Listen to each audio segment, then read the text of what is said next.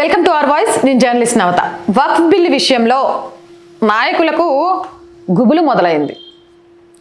వక్ఫ్ బిల్లులో సవరణ జరగాలి అనేది హిందువులే కాదు చాలామంది ముస్లిమ్స్ కూడా కోరుకోవడంతో ఏం చేయాలో అర్థం కాని సందిగ్ధంలో పడిపోయారు. ఎలాగో ఓటమి తప్పదు అని తెలిసి ప్రజలను భయపెట్టే ప్రయత్నం చేస్తున్నారు. ఇక్కడ ఉన్న నాయకులే కాదు, ఆఖరికి దీనికి సంబంధించి వక్ఫ్ బిల్లును వ్యతిరేకించండి లేకుంటే దైవ శిక్ష పడుతుంది అని జాకిర్ నాయక్ లాంటి వాళ్ళు కూడా ప్రజల్ని భయపెట్టే ప్రయత్నం చేస్తున్నారు. అంటే వక్ఫ్ బిల్ విషయంలో ఖచ్చితంగా ఎన్డీఏ ప్రభుత్వం గెలుస్తుంది, సవరణ జరుగుతుంది అనే విషయం చాలా క్లియర్గా అర్థమైనట్టుంది. కానీ మరీ ఇలా భయపడి జనాలను భయపెట్టడమే ఎంతవరకు సమంజసం అనేది ఆలోచించాలి. ఇక ఈయన గురించి మనందరికీ తెలిసిందే. భారత్ నుంచి పారిపోయి ప్రస్తుతం మలేషియాలో ఉంటున్న వివాదాస్పద మత ప్రబోధకుడు జాకిర్ నాయక్. ఈయన గతంలో రైళ్లకు సంబంధించి అటాక్ చేయండి, హిందువులకు సంబంధించి హిందూ ధర్మం గురించి ఎవరైతే పాటుపడతారో వాళ్ళని అటాక్ చేయండి అని మలేషియాలో కూర్చొని కుక్కలాగా వాగుతూ ఉంటాడనమాట. పేరుకు మత ప్రబోధకుడు, కానీ మాట్లాడే మాటలన్నీ నీచమైనవే. ఒక దేశాన్ని, ఒక వ్యక్తులను, ఒక మనుషుల్ని చంపేయమంటున్నాడు అని అంటే అసలు ఆయన్ని ఏ జంతువుతో పోల్చాలో నాకు అర్థం కావట్లేదు. ఎందుకంటే జంతువులు కూడా ఫీల్ అయిపోతాయి ఇలాంటి క్రూరులతో పోలిస్తే. ఇక ఈయన వక్ఫ్ బిల్లు విషయంలో ఎలా స్పందించాడంటే భారత్లోని ముస్లింలందరూ వక్ఫ్ బిల్లును వ్యతిరేకించాలని పిలుపునిచ్చాడు. ఈ వక్ఫ్ సవరణ బిల్లు 2024 అనేది ముస్లింల విషయంలో అత్యంత ప్రతికూలంగా ఉంటుందని ఆరోపించారు. ఇస్లామిక్ వ్యవస్థలు వక్ఫ్ ఆస్తులపై తీవ్ర వ్యతిరేక ప్రభావం చూపుతుందని, అందుకే భారతీయ ముస్లింలు ఈ సవరణ బిల్లును వ్యతిరేకించాలని చెప్పిండు.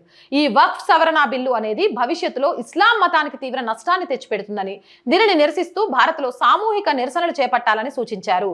వినేటోడు వెర్రోడైతే చెప్పేటోడు ఏదో చదువుకుంటూ పోతాడట, అట్లున్నది ఈయనది. వక్ఫ్ బిల్లుకి భారతదేశంలో నివసిస్తున్న ముస్లింలకు ఏం సంబంధం చూసారా? భారతదేశ ముస్లింలు అని ఆయన ఎస్పెషల్లీ ఎందుకు చెప్తున్నాడో తెలుసా? ఇక్కడ ఆల్రెడీ విదేశాల నుంచి అక్కడి నుంచి ఇక్కడికి వచ్చిన రోహింగ్యాల వల్ల భారత ముస్లింలకు కొంత చెడ్డ పేరు వచ్చింది. ఇక ఇక్కడ ఉన్న నాయకుల వల్ల ఇంకొంత వచ్చింది. కానీ భారత ముస్లిం అనే వ్యక్తికి భారతదేశం పట్ల ఎక్కడో ప్రేమ ఉంటుంది, దాన్ని చంపేయలేం. ఆ ప్రేమను కూడా చంపేయాలి అంటే భారత ముస్లింలను బెదిరించాలి. అరే బై, ఇప్పుడు మీరు వ్యతిరేకించకపోతే బై ఫ్యూచర్లో భారతదేశంలో ముస్లింలు బతకలేరు బై, మస్తు కష్టమైద్ది. లాగి ఒక్కటి కొట్టి ఎవరు చెప్పింది ఈ దేశంలో మైనారిటీలుగా ముస్లింలకు ఇస్తున్న ప్రాధాన్యత మెజారిటీగా ఉన్న హిందువులకు కూడా లేదు. వాళ్ళు వందే మాత్రం పాడము అంటే ఆపేసినాం, వాళ్ళు అడుగుపెట్టిన భూమల్లా మాదే అంటే ఇచ్చేసినాం, వాళ్ళకు రిజర్వేషన్లు ఇస్తున్నాం. ఇక్కడ లవ్ జిహాదులు, మత మార్పిళ్ళు, ఉగ్రవాద దాడులు ఇలాంటివి జరుగుతున్నా కూడా మా భారత ముస్లింలు ఇలాంటి పనులు చేయరు, రోహింగ్యాలుగా ఈ దేశంలోకి వచ్చిన వాళ్ళే చేస్తారు అంటూ ఇంకా వాళ్ళని కాపాడే ప్రయత్నం చేస్తూనే ఉన్నాం. దేశంలో ప్రజలందరికీ ఏ సంస్కరణలు అయితే వస్తున్నాయో అవన్నీ చూస్తూనే ఉన్నాం. విభజించి పాలించాలి అని వీళ్ళు చూస్తే కుహాన ఆలోచనని ఇప్పుడు మనం పసిగట్టాలి. భారత ముస్లింలట, భారత హిందువులట, భారత క్రిస్టియన్లట.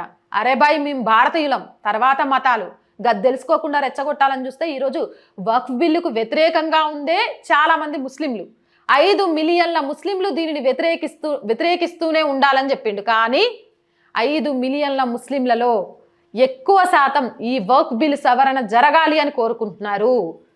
ఇక ఈయన చెప్పేది ఏంటంటే ముస్లిం తరాలకు దైవం శిక్ష విధిస్తాడు.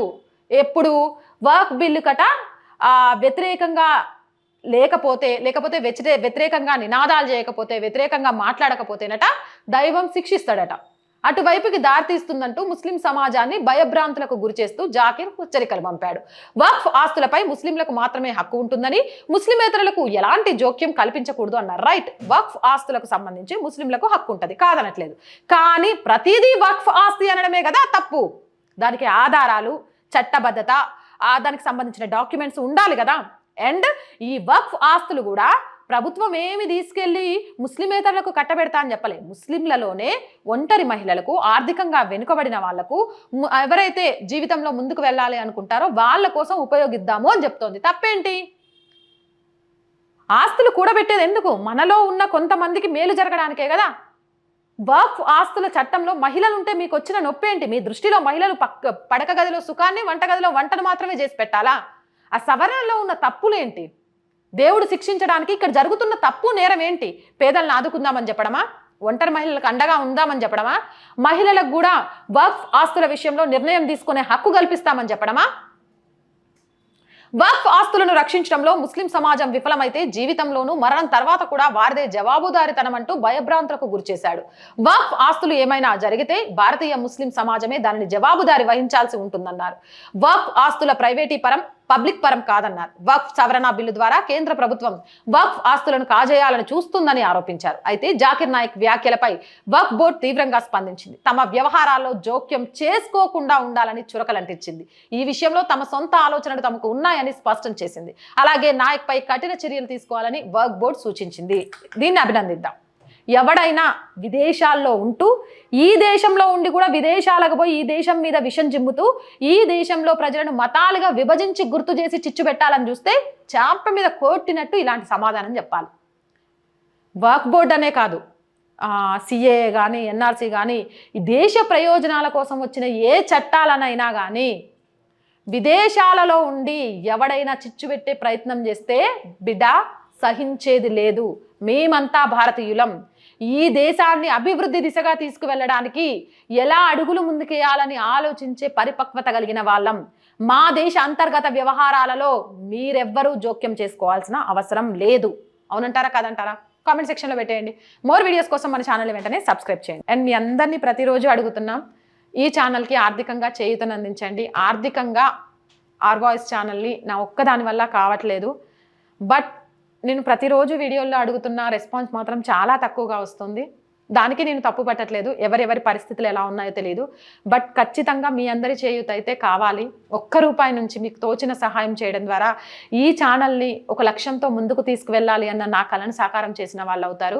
ఖచ్చితంగా జాతి హితం, అలాగే సమాజ హితం, అలాగే సనాతన ధర్మాన్ని కాపాడాలి అనే లక్ష్యంతో ఏదైతే ఛానల్ స్టార్ట్ చేశామో అది వాస్తవం అని నమ్మితే మాకు సహకారం అందించాలి అనుకునేవారు సబ్స్క్రిప్షన్ పక్కనే జాయిన్ అనే బటన్ ఉంది. 1 to 5 లెవెల్స్ ఉన్నాయి. ఏదో ఒక లెవెల్లో సపోర్ట్ చేయండి. స్క్రీన్ మీద గూగుల్ పే, ఫోన్పే, అలాగే అకౌంట్ డీటెయిల్స్ కూడా ఉన్నాయి. మీకు తోచిన సహాయం చేయండి. అండ్ మార్కెటింగ్ యాడ్స్ కోసం కూడా మా ఛానల్ని సంప్రదించండి. 8328500576 ద్వారా మీ వ్యాపార రంగానికి సంబంధించిన యాడ్స్ ఇవ్వడం ద్వారా కూడా ఆర్థికంగా సహాయం చేయొచ్చు. మీ వ్యాపారాన్ని కూడా విస్తరించుకోవచ్చు. దయచేసి బ్రేక్ ఈవెన్కి చేరేదాకా ఈ ఛానల్ని ఒక లక్ష్యంతో ముందుకు తీసుకువెళ్ళాలి అనుకుంటున్న నాకు చేయూతగా నిలవండి. ప్లీజ్ సపోర్ట్ చేయండి, సబ్స్క్రైబ్ చేయండి. జై భారత్.